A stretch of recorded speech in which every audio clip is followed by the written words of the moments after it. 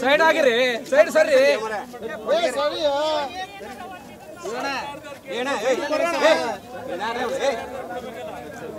ಇರಣರ ಸ್ವಲ್ಪ ಹಿಂದೆ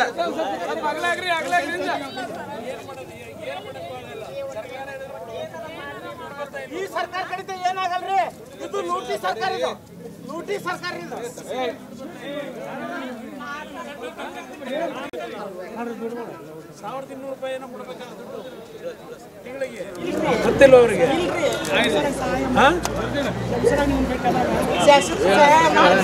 ಶಾಶ್ವತ ಮಾಡಿ ಸರ್ಕಾರ ಬರದೆ ನಾನು ಏನಪ್ಪ ಮಾಡಲಿ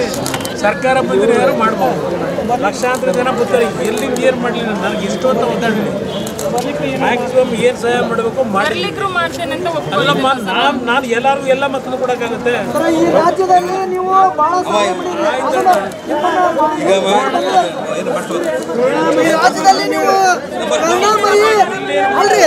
ನೀವು ಕರುಣಾಮಯಿ ಮತ್ತು ರಾಜ್ಯದಲ್ಲಿ ಏನು ಮಾಡೋಕ್ಕಾಗಲ್ಲ